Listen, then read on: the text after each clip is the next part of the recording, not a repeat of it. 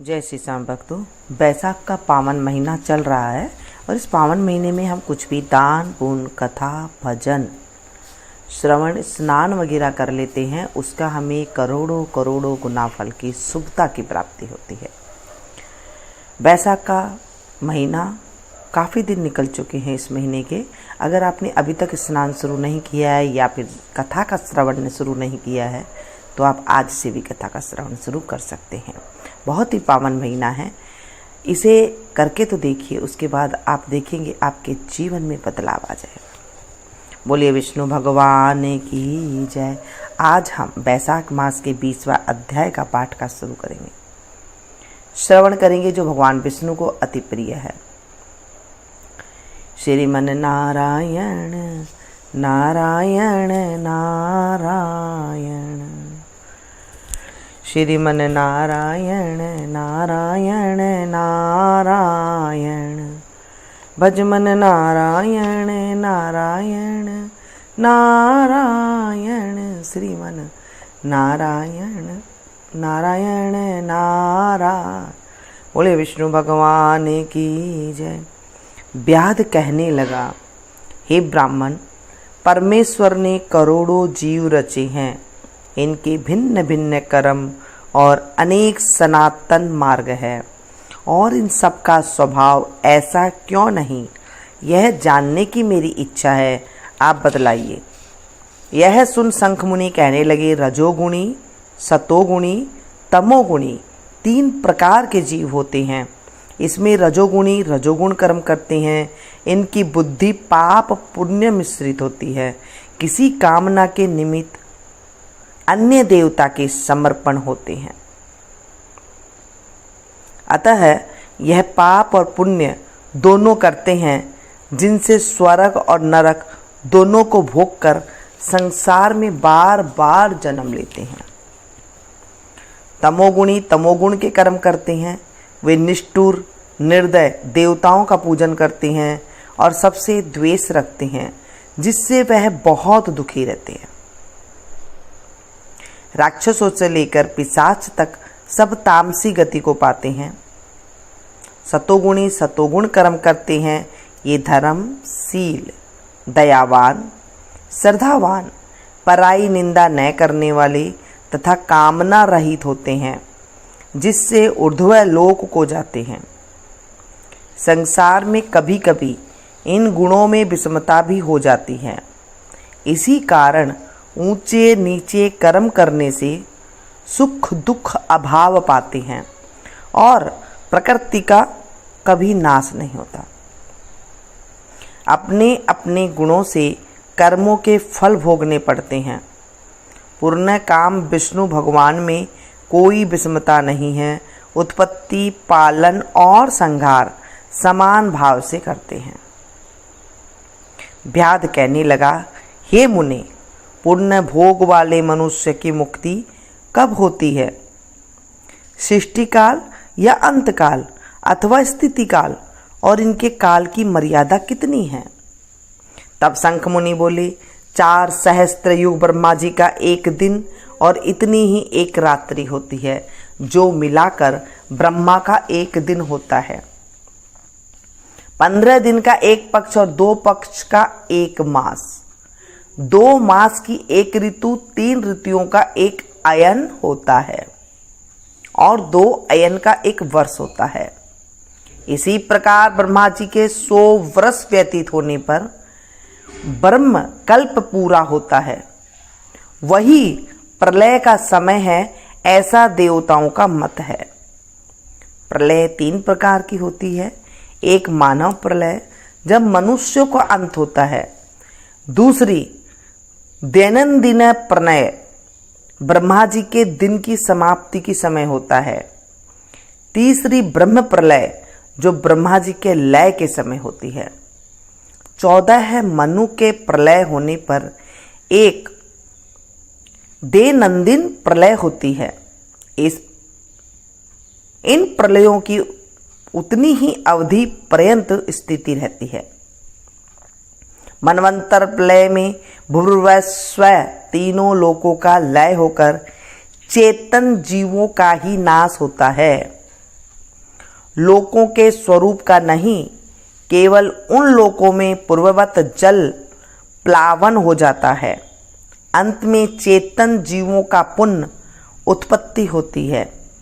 और हे व्याध, दैनंदिन प्रलय में ब्रह्मा जी के शयन करने पर चेतन अधिभूत जीवों सहित लोकों और लोकस्थ सबका नाश होता है, केवल सत्य लोक रह जाता है। कोई कोई तत्वाभिमानी देवता और मुनि ही तथा सत्य लोक के शयन करने वाले ही बचे रहते हैं। वे सब कल्पांत तक सोते रहते हैं। फिर रात्रि के समाप्त होने पर पूर्व सृष्टि के अनुसार ब्रह्मा जी सृष्टि की पुनः रचना करते हैं। ऋषि, देव, पृथ्वीलोक और वर्ण धर्मों सहित चारों वर्णों के अलग अलग रास्ते हैं। तब चक्रधारी विष्णु के दशावतार पुनः नियम के अनुसार होते हैं। जो देवता ऋषि ब्रह्मा जी के संग मुक्ति पाने वाले हैं वह ब्रह्मलोक में ही रहते हैं, और जो राजा साधु और सिद्धि को प्राप्त हुए ब्रह्मलोकवासी हैं वे सब सत्यलोक में ही स्थिर रहते हैं, यहाँ नहीं आते। कलयुग समाप्त होने पर दैत्यों का नाश होता है और वे अपने कर्मानुसार वैसे ही कर्म करने वाले होते हैं और अपने निरण्य स्थान में अपने अपने गोत्रों में जन्म लेते हैं। अब तेरे सामने सृष्टि काल और मुक्ति काल वर्णन करूंगा, सो सावधान होकर सुन। देवादिदेव भगवान का एक निमेष ब्रह्मा जी के कल्प के बराबर होता है। तदनंतर भगवान का उतना ही उन्मेष अर्थात पलक का खुलना होता है। निमेष के अंत में उन्हें अपने कुक्षिस्थ लोगों के सृजन की इच्छा होती है। जब ब्रह्मा से लेकर मनुष्य तक विष्णु की कुक्षिस्थ गत होकर भी ध्यानावस्थित रहते हैं। उन्मेष के प्रथम भाग में चतुर्व्यूहात्मक विष्णु षाड्गुण्य होकर व्यूह में स्थित वासुदेव से ब्रह्मा को सायुज्य मुक्ति देकर महाविभू तत्पश्चात महात्माओं को तत्वज्ञानी रूपी सारुष्य मुक्ति देते हैं। किसी को समीप मुक्ति देते हैं तथा अन्य मनुष्य को सालोक्य मुक्ति देकर अनिरुद्ध रूप से संपूर्ण स्थित लोकों का अवलोकन करते हैं। प्रद्युम्न से सृष्टि के रचने का विचार करके माया, जया, कृति और शांति आदि शक्ति से युक्त महाविष्णु भगवान भिन्न कर्म और आशय वाले लोकों की रचना करते हुए स्वयं पूर्व काल नेत्र खोलने के अंत में फिर विष्णु भगवान योग माया का आश्रय लेते हैं। व्यूहस्थ संकर्ण कर्षण से चराचर नाश करते हैं। यह सब उस महात्मा का अवर्णनीय काम है। यह कार्य ब्रह्मादिक और योगियों द्वारा भी अकथनीय है। यह सुन व्याध ने पूछा, हे महाराज, भागवत धर्म कौन से हैं और किन धर्मों से विष्णु भगवान प्रसन्न होते हैं? व्याध के ऐसे कहने पर शंख बोले, जिनका चित्त सदा विष्णु भगवान के चरणों में वे हरि स्मरण में रहता है, जो लोग ममताहीन रहते हैं, सदाचारी परोपकार करते हैं, जिनको शास्त्र, गुरु, साधु और शुभ कर्म में विश्वास है और जो सदा शिव विष्णु भगत है, वही भागवत धर्म है। सब देशों में घूमना, सब कर्मों को करना और धर्मों को सुनना, परंतु चित्त को विषयों में रखने वाले कुछ भी नहीं कर सकते। कामना रहित होकर श्रद्धा पूर्वक जो विष्णु संबंधी धर्म किए जाते हैं वही भागवत धर्म है। इस लोक में और परलोक में सुख देने वाले क्षीर सागर में लक्ष्मी जी को भगवान ने वैशाखोक्त धर्म बतलाई हैं, जो विष्णु भगवान को प्रसन्न करते हैं। धन पाकर बावड़ी, कुआ, सरोवर बनवाना, मार्ग में छाया करना, प्याऊ बनवाना, सुपात्रों को दान करना, छतरी, जूता, खड़ाऊ, सुगंधित द्रव्य, कपूर, पुष्प, तांबुल, गोरस, शहद, चटाई, कंबल, पलंग, वस्त्र, अन्न का दान और गोदान। रास्ते में थके हुए ब्राह्मणों आदि के चरण धोना, पंखा से हवा करना, उबटन करना, शरबत पिलाना, नमक मिली छाछ, ईख, ककड़ी तथा रसायन का दान संपूर्ण पापों को नाश करने वाला है।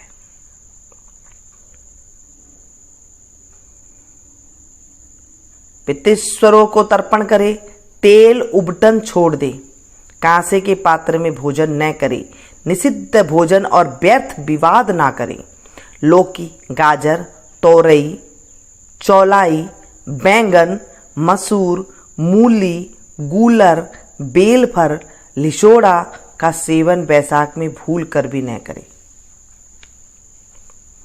नहीं तो चांडाल की योनि में जन्म लेकर 100 जन्म तक पशु बनेगा। मधुसूदन भगवान की प्रसन्नता के लिए प्रातःकाल स्नान कर विष्णु भगवान की प्रतिमा बनवा, वस्त्र आभूषणों से सुसज्जित कर नित्य कर्म करके पूजन करे और बैसाख महात्म की कथा मन लगाकर सुने तथा ब्राह्मण को भोजन करा, दक्षिणा सहित प्रतिमा ब्राह्मण को अर्पण करे। बैसाख की द्वादशी को दही और अन्नदान, जल का घड़ा, तांबुल, फल और दक्षिणा योग्य ब्राह्मण को दे। धर्मराज को प्रसन्न करने के लिए दही और अन्न, तांबुल, दक्षिणा दान करे। पहले दही और अन्न से पितृस्वरों की तृप्ति को अक्षत दे, फिर गुरु और विष्णु को दे और यथाशक्ति गोदान कर बैकुंठ प्राप्ति के निमित्त विष्णु भगवान से प्रार्थना करे। ऐसा करने से सब पापों से छूट अपने 100 कुलों का उद्धार कर सूर्य मंडल को वेद विष्णु की परम धाम को जाता है। जब सुरदेव जी बैसाख मास के धर्मों की कथा कह रहे थे, इतने में ही वहां पंचशाखी वृक्ष पृथ्वी पर गिर पड़ा और उस वृक्ष की कोटर में से एक बड़ा भयंकर सर्प तत्काल पाप रूपी देह का त्याग कर हाथ जोड़ सिर झुका वहीं बैठ गया।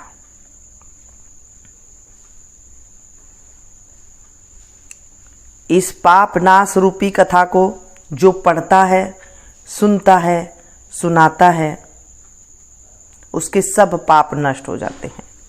बोले विष्णु भगवान की जय।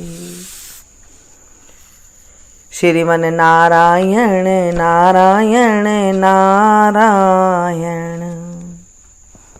श्रीमन नारायण नारायण नारायण, भज मन नारायण नारायण नारायण, श्रीमन नारायण नारायण नारायण। बोले विष्णु भगवान की जय।